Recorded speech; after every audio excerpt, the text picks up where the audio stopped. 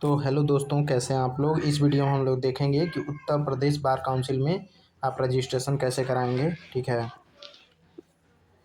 तो चलिए स्टार्ट करते हैं। सबसे पहले आपको फॉर्म लेना है। ठीक है, फॉर्म कहाँ मिलेगा, जब आप बार काउंसिल में जाएंगे तो आपको पता चल जाएगा। ठीक है, तो सबसे पहले आप फॉर्म लेंगे और फॉर्म में देखिए यहाँ पे दो रसीद का यहाँ बात कर रहा है। ठीक है ना, शुल्क विवरण का। तो आपको पता है कि 750 रुपये सुप्रीम कोर्ट के गाइडलाइन के बाद से 750 रुपये लग रहे हैं। ठीक है, तो आपको 750 रुपये का दो रसीद, एक 500 का और 500 600 का और फिर 150 का, दो प्रकार से रसीद कटेगा जब आप वहाँ जाएंगे। ठीक है, तो आपको पता चल जाएगा। तो वो यहाँ पे आपको रुपए भरना है, रसीद संख्या भरना है, यहाँ प्राप्तकर्ता और यहाँ दिनांक। ठीक है, दोनों जो आप शुल्क जमा किए हैं दोनों का यहाँ पे, और आपका यहाँ पासपोर्ट साइज फ़ोटो रहेगा। ठीक है, अब यहाँ पे फिर से पंजीकृत शुल्क प्राप्त किया लेखपाल, वो भरेगा। ठीक है, आप आवेदन पत्र संख्या भरेगा, फॉर्म प्राप्त करने की तिथि। ठीक है, अधिवक्ता अधिनियम 1961 के तहत, फिर नाम, माता जी का नाम। ठीक है, ये सब इसमें भर देगा। उसके बाद से यहाँ पे चरित्र प्रमाण पत्र आपका लगेगा। ठीक है,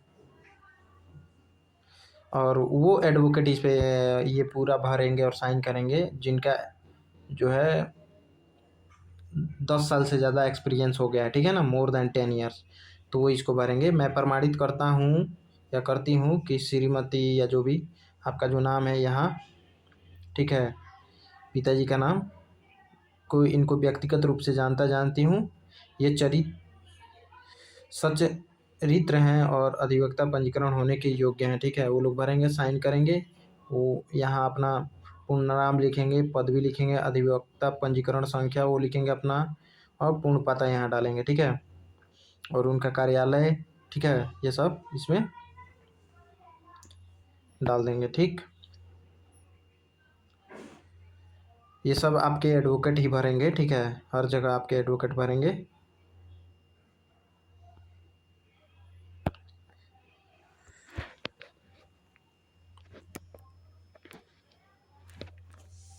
और फिर आपको इसमें भरना है। ठीक है, आपका नाम इसमें नहीं भरना है आपको। ठीक है, ठीक है, इसमें आपको नहीं भरना है, आपको यहाँ फ़ोटो चिपका देना है। ठीक है, बाकी इसमें कुछ नहीं भरना है, छोड़ देना है। इसमें आपका नाम भर दीजिएगा जो एलएलबी सर्टिफिकेट के अनुसार हो। ठीक है, पिताजी का नाम भर दीजिएगा, डेट ऑफ बर्थ भर दीजिएगा। ठीक है, इसमें, और उसके बाद से ये अपना सेक्स सेलेक्ट कर लीजिएगा, मैरिटल स्टेटस। उसके बाद से कैटेगरी, कौन से कैटेगरी से हैं ये तो आप लोग भर ही लेंगे। रेसिडेंस, इसमें परमानेंट एड्रेस, अभी कहाँ रह रहे हैं, मान लीजिए आप कहीं रह के प्रैक्टिस कर रहे हैं तो इसमें भरिएगा परमानेंट एड्रेस। इसमें mobile, pin code, local address इसमें। ठीक है, और प्लेस ऑफ प्रैक्टिस, सबसे ज़रूरी बात कि आप जहाँ रह के मान लीजिए कि प्रैक्टिस करेंगे वो इसमें भरेंगे, प्लेस ऑफ प्रैक्टिस। ठीक है, और वो किस कोर्ट के सब ऑर्डिनेट में आता है यहाँ पे, मान लीजिए कि वो हाई कोर्ट है तो हाई कोर्ट डाल देंगे। अगर मान लीजिए कोई डिस्ट्रिक्ट कोर्ट है तो वो किसके अंतर्गत आता है वो डालेंगे। ठीक है, उसके बाद से एजुकेशनल क्वालिफिकेशन, इसमें हाई स्कूल का किस बोर्ड से किए हैं वो, इंस्टीट्यूट का नाम, मतलब कॉलेज आपके स्कूल का नाम, एकेडमिक सेशन कब रहा। ठीक है, कब से कब तक, पासिंग ईयर कब है, रेगुलर किए कि प्राइवेट किए। ठीक है, duration of completion of exam. ठीक है, परसेंटेज कितना आया वो भरेंगे। ठीक है, फिर उसी प्रकार इंटर का भी सब भर देंगे, मतलब 12th का। फिर आपने अगर बीए, बीकॉम, बीएससी कुछ भी किया है तो इसमें डाल देंगे। फिर आपने एलएलबी अगर मान लीजिए कि ये नहीं किया है तो इसमें लाइन खींच देंगे, या वैसे ही ब्लाइंड छोड़ देंगे, मतलब खाली छोड़ देंगे, ब्लैंक छोड़ देंगे। उसके बाद से आपने एलएलबी कहाँ से किया, किस यूनिवर्सिटी से, वो लिखेंगे। आपके इंस्टीट्यूट का नाम क्या है, एकेडमिक सेशन क्या रहा वो डालेंगे। ठीक है, और इन अगर दूसरा भी कुछ अगर भरना चाहें और भी कोई क्वालिफिकेशन तो इसमें डाल सकते हैं, नहीं तो ऐसे ही छोड़ दीजिएगा। ठीक है, उसके बाद से अगर आप कहीं जॉब कर रहे थे, आपने छोड़ दिया तो वो सब इसमें डालना है। ठीक है, कोई बिजनेस है वो डालना है, कोई ट्रेड है वो डालना है, ठीक है। उसके बाद से डेट और प्लेस और आपका सिग्नेचर यहाँ पे फुल नेम, ठीक है। इस पे आपको कुछ नहीं करना है, ठीक है।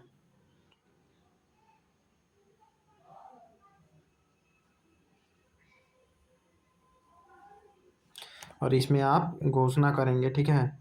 अपना नाम लिखकर यहाँ साइन में साइन कर सकते हैं, या वैसे भी सिर्फ नाम लिख दीजिएगा, छोड़ दीजिएगा, वो खुद बताएंगे लोग को कहाँ साइन करना है जब जमा करने ले जाएंगे, ठीक है। तो इसमें देख लीजिए क्या क्या लिखा है,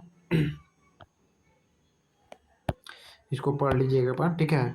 फिर मैं स्थान इतना व्यवसाय मतलब प्रैक्टिस करना चाहता हूँ, ये इसमें भर के स्थान और दिनांक और आपका यहाँ नाम और यहाँ हस्ताक्षर, ठीक।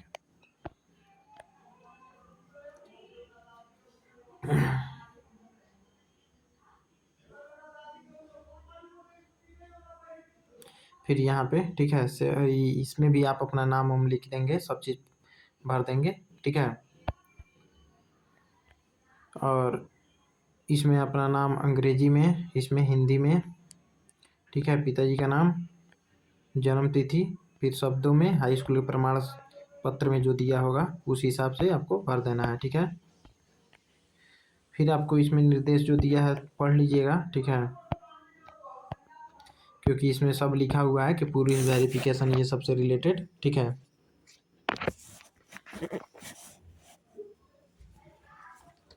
तो एक बार पढ़ लीजिएगा आप, ठीक है।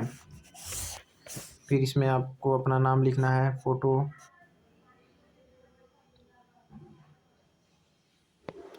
अगर मान लीजिए कि आप SC ST हैं तभी, ठीक है।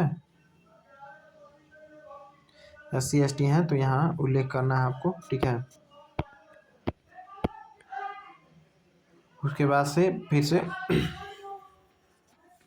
से आपको अपना इसमें भरना है सब चीज़, ठीक है। यहाँ पे आपको अस्थाई पता भरना है,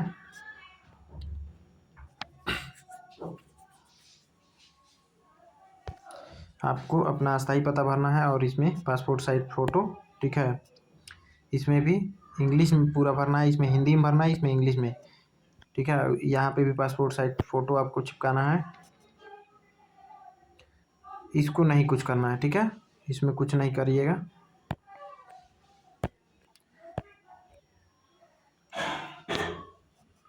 इसमें भी आपको कुछ नहीं करना है, क्योंकि ये पुलिस वेरिफिकेशन का फॉर्म है, ठीक है। यहाँ पे अपना नाम डाल सकते हैं, ठीक है। पिताजी का नाम, माताजी का नाम, पूर्ण पता, थाना और जिला, मोबाइल नंबर, और कोई आप पर केस चल रहा है तो इसमें छुपाना नहीं है, ठीक है। अगर कोई केस चल रहा है, अगर आप उसको छुपा लिए, ठीक है। देखिए, अगर कोई भी आप पे केस वोस चल रहा है कुछ भी, तो जब तक मान लीजिए उसमें अगर जजमेंट नहीं आ जाता है तब तक आप निर्दोष हैं, ठीक है। तो निर्दोष हैं, तब तक निर्दोष हैं, तो इसीलिए आप इसमें कुछ छुपा के नहीं रखेंगे, और इससे कोई फ़र्क नहीं पड़ता है कि आप पे कि कौन सा केस किस कोर्ट में चल रहा है, ठीक है। अगर डिसाइड नहीं हुआ है तो भी आप एलिजिबल हैं, ठीक है, फॉर्म फिलअप करने के लिए एलिजिबल हैं। लेकिन हाँ, अगर कोई केस चल रहा है, अगर आप छुपा लेते हैं, बाद में उसमें बरी भी हो जाते हैं और छुपा लिए होते हैं, तो पता चलेगा तो आपका जो एनरोलमेंट है वो रद्द भी किया जा सकता है, ठीक है। चलिए, उतना करने के बाद इसमें भर दीजिएगा कि शपथ पत्र है ये, ठीक है। फिल कर दीजिएगा सब चीज़ जो जो पूछ रहा है, कि मैं अपना नाम, पिताजी का नाम, उम्र, निवासी, शपथ करता हूँ कि मैं जन्म से भारतीय हूँ, यह मेरी जन्म तिथि यहाँ पे भर दीजिएगा, ठीक है। यह कि मैंने हाई स्कूल परीक्षा इतना में उत्तीर्ण किया है, ठीक है, सन यहाँ पे लिखना है। यह कि मैंने इंटर की उपाधि इतना सन में किया है, वो लिखना है। मैंने स्नातक इसमें किया है, मैंने विधि स्नातक इसमें किया है। अगर मान लीजिए स्नातक नहीं किए हैं तो इसको खाली रख सकते हैं, कि मान लीजिए ऑनर्स किए हैं 5 साल वाला LLB, तो इसमें डाल सकते हैं, ठीक है। उसके बाद से यहाँ पे कि मैं शपथ के उपयुक्त पैराग्राफ 1 से इतना तक के मेरे व्यक्तिगत ज्ञान एवं विश्वास से इसमें पैराग्राफ लिखना है, ठीक है। इनमें से कोई भी बात झूठ नहीं है, भगवान मेरी सहायता करें, ठीक है। दिनांक लिखना है, स्थान लिखना है, फिर यहाँ पे अपना साइन करना है, ठीक है। उसके बाद से ये पढ़ लीजिएगा, ठीक है। इसमें लिखा हुआ है कि 500 रुपये किस चीज़ के लिए लगेगा फिर से, तो वो सब देख लीजिएगा, ठीक है।